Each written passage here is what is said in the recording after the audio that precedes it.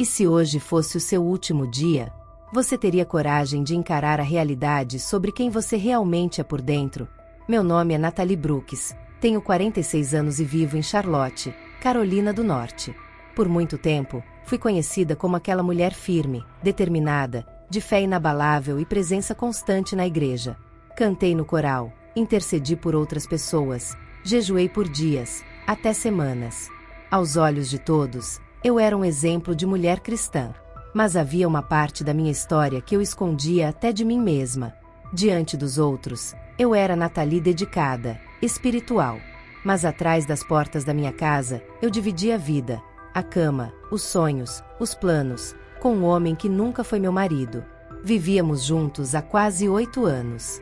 Eu dizia que ele era um presente de Deus. Chamava nosso relacionamento de bênção.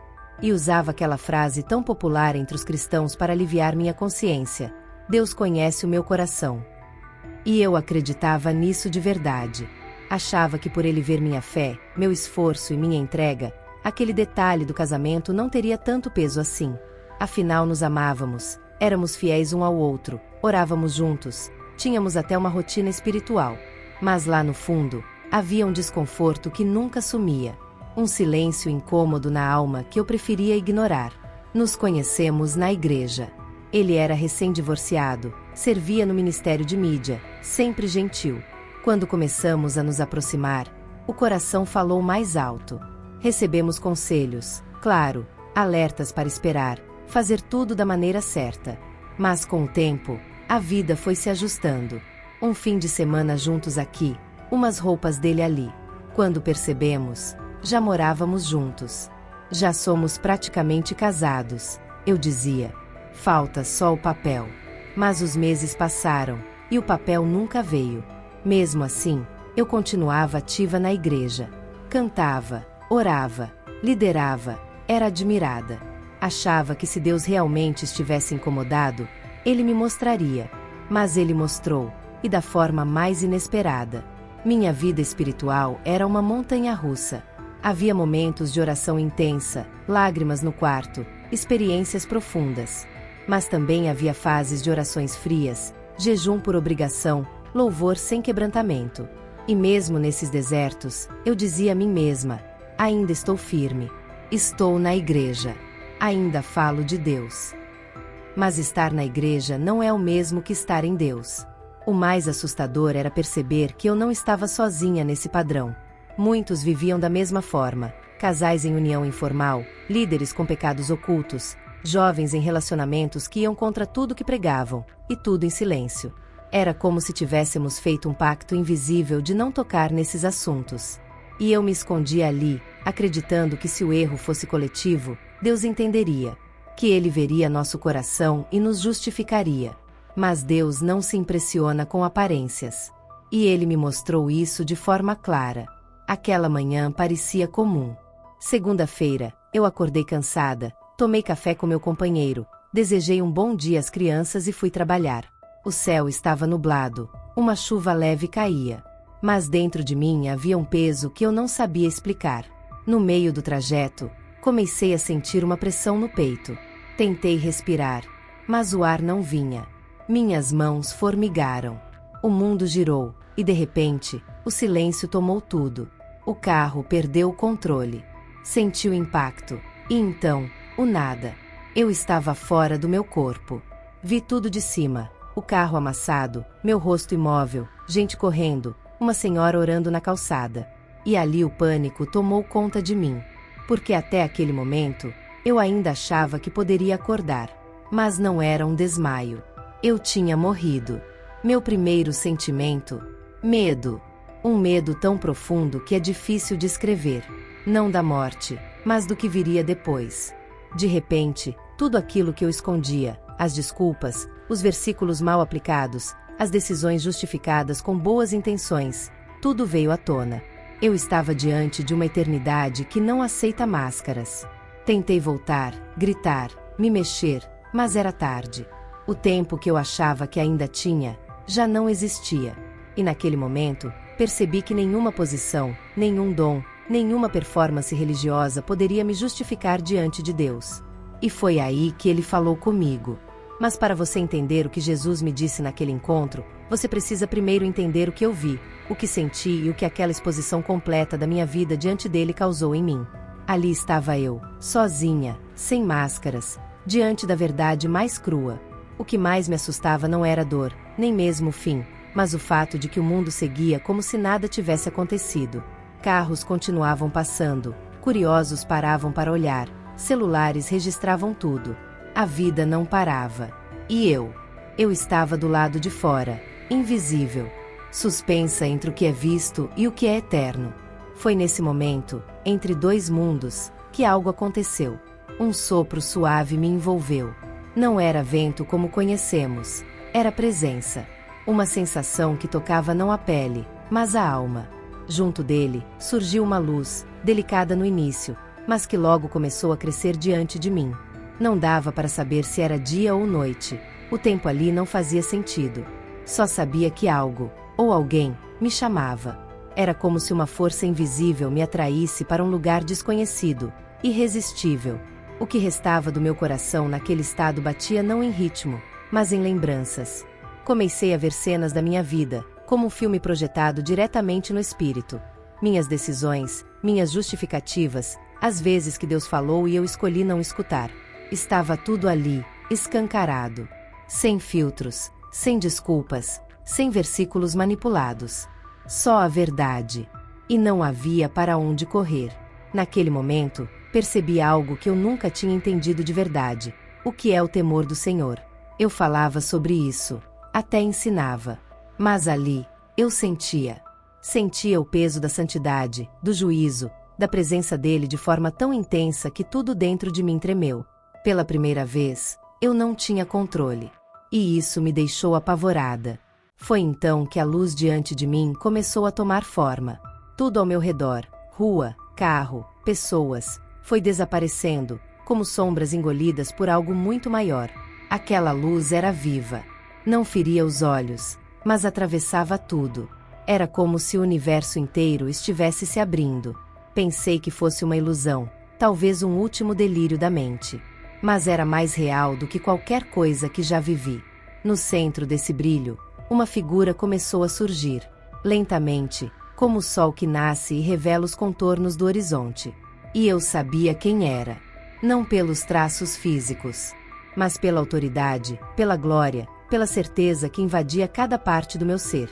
Era Jesus. Eu não consegui me mover. A presença dele não trazia medo comum, mas um tipo de reverência que faz tudo que é falso desmoronar. Ele era envolto por uma luz que não vinha de fora, mas brotava de dentro.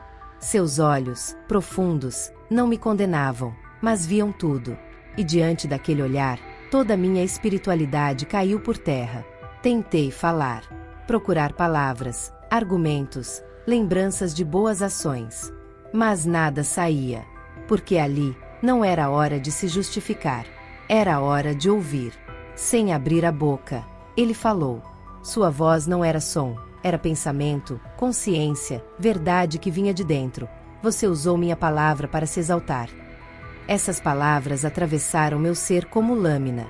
Não foram gritadas, mas ecoaram com mais força do que qualquer som que já ouvi. Cada sílaba parecia carregar peso eterno. Eu senti vergonha, como nunca havia sentido. Porque percebi que minha vida inteira, eu havia estudado as Escrituras, mas me esquecido daquele que é a própria palavra. E então ele continuou, você falava de mim, mas não me conhecia. Pregava o reino, mas edificava o seu. Chamava outros ao arrependimento, enquanto escondia seu próprio orgulho atrás de títulos e conhecimento. Cada frase era como um espelho, e nele eu via as verdadeiras intenções por trás dos meus discursos.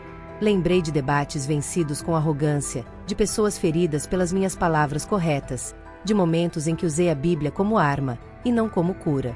O mais duro foi ver meu próprio coração. Por trás da aparência zelosa, havia sede de aprovação, de status, de reconhecimento. A verdade doía, mas também libertava. Porque naquele encontro, entendi, Jesus não me expunha para me envergonhar. Ele me revelava a mim mesma para me despertar.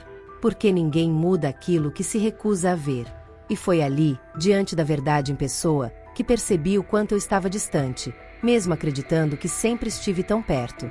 Jesus me olhou com uma expressão que só Ele é capaz de carregar: autoridade absoluta e misericórdia infinita. Ele não gritou, não precisou. Suas palavras tinham o poder de transformar tudo por dentro. Muitos me chamam de Senhor, mas não me obedecem. Na mesma hora, meu coração afundou.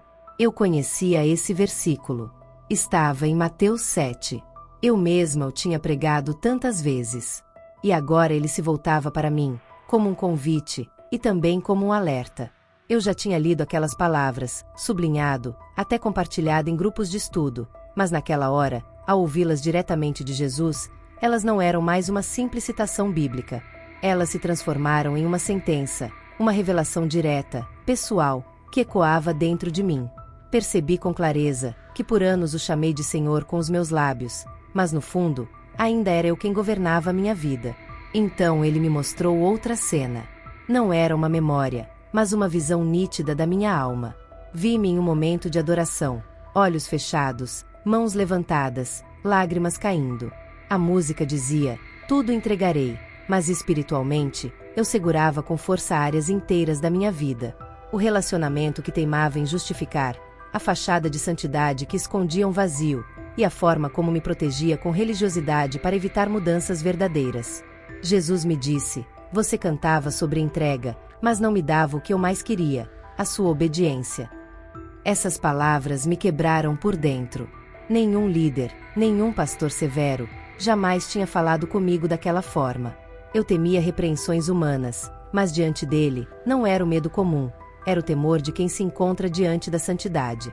O que eu acreditava sobre mim mesma estava sendo reescrito naquele momento, diante da verdade mais pura e transformadora. E essa verdade não só me expunha, mas também me oferecia algo que eu nunca compreendi de fato: o arrependimento genuíno. Ele continuou, não com raiva, mas com firmeza. Você me buscava quando precisava de cura, direção ou consolo, mas evitava ouvir minha voz quando ela pedia renúncia. Foi ali que tudo fez sentido. Eu não estava vivendo uma vida de entrega, estava vivendo uma fé seletiva. Obedecia até o ponto em que não me custava, até onde ainda tinha controle. Quando algo exigia sacrifício, usava frases como: Deus conhece o meu coração, para escapar da responsabilidade. Mas agora, eu entendia. Conhecer meu coração não era uma desculpa. Pelo contrário, era exatamente por ele conhecer a profundidade do meu coração que ele me confrontava. Vi minha vida refletida em tantas outras pessoas. Cristãos que levantam bandeiras de justiça, mas ignoram áreas da vida que precisam de correção. Pessoas que condenam os pecados dos outros, mas vivem em alianças erradas. Homens e mulheres que se escondem atrás da graça, mas não conhecem o verdadeiro arrependimento. E então Jesus me disse algo que ainda ressoa dentro de mim: não é o quanto você ora, canta ou jejua que define sua proximidade comigo, mas o quanto você me obedece, mesmo quando não entende. Essa frase se cravou em meu ser porque eu percebi que estava tratando minha fé como um ritual, uma prática que me acalmava, mas não me transformava. Eu havia transformado princípios em sugestões e tratado mandamentos como opções negociáveis. E o pior de tudo, acreditava que a minha sinceridade emocional poderia substituir minha desobediência prática. Diante dele, tudo isso caiu por terra. Então ele me mostrou um versículo que eu já havia lido centenas de vezes. João 14, versículo 21. Aquele que tem os meus mandamentos e os guarda, esse é o que me ama. Eu me senti envergonhada. Sempre disse que amava a Deus e realmente acreditava nisso. Mas naquele momento, entendi que aos olhos do céu, o amor não é um sentimento, é obediência. Cada palavra dele iluminava minhas lembranças como uma lâmpada em um quarto escuro. Vi o quanto eu priorizava a aprovação das pessoas em vez da aprovação de Deus. O quanto temia parecer radical, ser julgada, perder relacionamentos. Percebi que me acomodara em uma vida cristã superficial, onde o conforto vinha antes da cruz. Eu queria Jesus, mas não estava disposta a carregar o peso das mudanças que ele exigia. E então ele me perguntou, com ternura e firmeza: você está disposta a me seguir, mesmo que isso custe tudo que você construiu longe de mim? Eu não soube responder com palavras.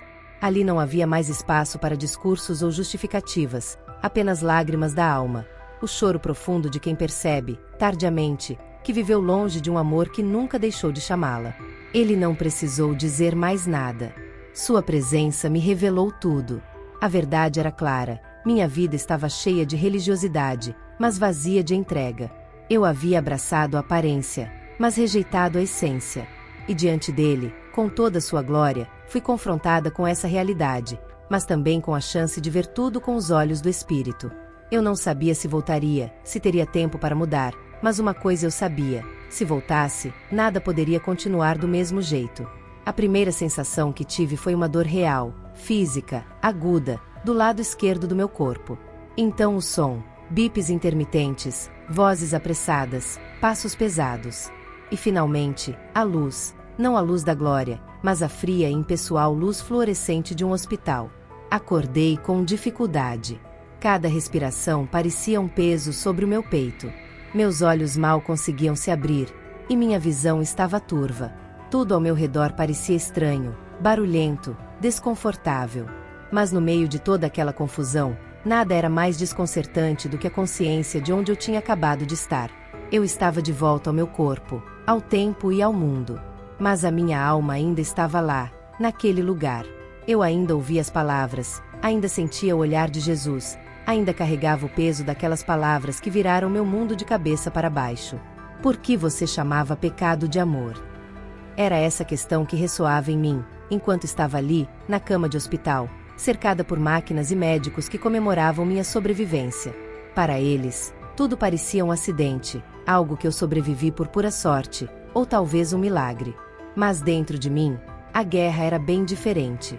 Eu sabia que aquilo não havia sido apenas um acidente. Sabia que minha alma havia tocado a eternidade, que vi coisas que mudaram a minha percepção sobre Deus, sobre mim mesma e sobre a vida que estava vivendo. Os dias seguintes se arrastaram, solitários de uma forma que eu jamais poderia ter imaginado. Mesmo com a família ao meu redor, com meu companheiro ao meu lado, com pastores, amigos e irmãos na fé se revezando para orar por mim, eu sentia um vazio. Nenhuma palavra de consolo conseguia acalmar o tumulto que havia dentro de mim. Como explicar o que vivi? Como traduzir em palavras humanas uma experiência que não cabia em nenhuma frase? Como dizer que mesmo estando viva, me sentia como se tivesse me tornado outra pessoa, uma nova versão de mim mesma, completamente diferente da Nathalie que todos conheciam? Eu tentei, claro. Usei expressões como: eu vi Jesus, senti a presença de Deus, acho que fui arrebatada. Mas à medida que falava, percebia os olhares duvidosos, os sorrisos sem convicção. Ninguém sabia o que dizer, e eu entendi que o que eu havia vivido não era algo para discussão, mas sim para transformação. Voltar à rotina foi ainda mais difícil do que eu imaginava. Eu me vi diante da casa onde vivia, do homem que dizia me amar, dos móveis que escolhemos juntos, das fotos que tiramos sorrindo em eventos da igreja. Mas agora tudo parecia superficial, artificial. Eu já não via mais com os mesmos olhos, não com os olhos da emoção ou do romantismo religioso, mas com os olhos espirituais que Jesus havia aberto em mim. Eu tentava orar, mas agora minhas orações não eram mais aquelas petições decoradas. Eram lamentos, gemidos silenciosos de quem percebeu que estava a um passo da condenação, mesmo achando que estava em comunhão com Deus. Eu comecei a sentir aversão por tudo que antes me dava conforto. Não porque fosse ruim, mas porque agora eu sabia que aquilo carregava o cheiro da desobediência. As pessoas ao meu redor esperavam que eu voltasse ao normal, que após a recuperação física, tudo fosse como antes. Mas eu sabia que não dava mais. Voltar ao normal seria como zombar da graça que me resgatou. Como poderia continuar dizendo que aquele amor era real, quando diante de Jesus, ele me mostrou que não passava de pecado? Tentei compartilhar minha experiência com meu companheiro, olhando nos olhos, com a alma destroçada, e disse: eu vi Jesus, e ele me mostrou que estamos errados. Ele olhou para mim com preocupação e incredulidade. Tentou me consolar dizendo que era normal eu ter visões e que o trauma poderia causar essas coisas. Ele até tentou me confortar, dizendo que Deus entendia o nosso amor. Mas naquele momento, eu soube que a decisão que eu precisava tomar não seria compreendida por todos, nem mesmo por ele. Havia noites em que eu não conseguia dormir. As palavras de Jesus ecoavam em minha mente. A imagem da multidão que vivia enganada me perseguia. E o mais doloroso era saber que muitos dos que eu amava estavam nessa mesma multidão. Pessoas que eu admirava, que pareciam firmes, mas viviam distantes. Gente que, como eu, confundia religiosidade com rendição. Eu queria gritar, queria sacudir essas pessoas e dizer: não é bem assim, Deus entende, ninguém é perfeito. Mas agora, eu sabia que o juízo não leva em conta nossas desculpas. Sabia que a eternidade não se curva diante das nossas justificativas emocionais. Essa verdade, esse conhecimento profundo, não é algo que se aprende, mas algo que se entende quando você olha nos olhos do Rei. Como falar disso sem parecer louca? Como confrontar sem parecer arrogante? Como mostrar a urgência sem exagerar? Eu ainda não tinha todas as respostas. Mas o que eu sabia era que minha vida estava dividida por uma linha invisível. De um lado, o passado, onde eu achava que estava salva. Do outro, o presente, onde finalmente compreendi o que significa temer ao Senhor. E isso era apenas o começo. Após sair do hospital, tudo ao meu redor parecia mais claro, mas não falo da visão física, e sim da percepção espiritual. Era como se meus olhos tivessem sido lavados por dentro. Cada conversa, cada música, cada ambiente da casa onde vivia, tudo trazia à tona os ecos daquilo que Jesus me mostrou. Não dava mais para fingir que não vi. Não dava mais para me esconder atrás de desculpas confortáveis. Eu tinha encontrado a verdade, e agora ela me exigia uma resposta. Foi uma luta. Chorei por noites seguidas. Andava pela casa, em silêncio, pedindo forças para fazer o que precisava ser feito. Não foi fácil. Eu ainda o amava. O afeto, a parceria, as lembranças, tudo ainda estava ali. Mas nenhuma lembrança vale mais do que uma eternidade perdida. Eu sabia disso. Continuar naquele relacionamento seria como negar tudo o que eu havia vivido. Seria continuar chamando de amor aquilo que Jesus me revelou como pecado. Decidi sair. Foi um processo doloroso, uma conversa difícil, mas também libertadora. Pela primeira vez em muitos anos, senti que estava colocando Deus no centro da minha vida de verdade, não só com palavras, mas com atitudes, renúncias e obediência. Voltei à igreja, mas agora sem máscaras. Pedi perdão a pessoas que feri com o meu exemplo errado, reconciliando-me com Deus de uma forma que nunca fiz antes. Não era mais sobre religião, mas sobre salvação, sobre submissão, sobre uma fé que exige sacrifício, mas que também gera frutos eternos. Hoje falo da minha história com lágrimas nos olhos, mas também com esperança, porque sei o quanto Deus é misericordioso. Ele me deu uma segunda chance. Eu poderia ter morrido e sido julgada pelas minhas escolhas, disfarçadas de espiritualidade, mas Ele me deu a chance de voltar para alertar outros que ainda estão se enganando. Se você está ouvindo isso agora e vive algo semelhante, saiba, Deus conhece o seu coração, mas Ele também conhece suas decisões, conhece seus segredos. Se você está usando a graça para esconder o que precisa ser entregue, cuidado. Eu fiz isso por muito tempo, até ser confrontada pela verdade. Talvez você ache que ainda tem tempo, que vai se alinhar depois, que Deus vai entender suas razões. Mas o dia da prestação de contas pode chegar quando menos se espera, como aconteceu comigo. E a única coisa que vai importar é: você estava obedecendo ou justificando? A boa notícia é que ainda há tempo. Você não precisa esperar uma experiência de quase morte para se alinhar com o céu. Você pode decidir agora. Pode escolher viver como alguém que ama Jesus de verdade. E como ele mesmo disse, amar é obedecer. Eu compartilho isso com o coração rasgado, mas cheio de paz. A paz que só vem quando sua alma se reconcilia com a verdade.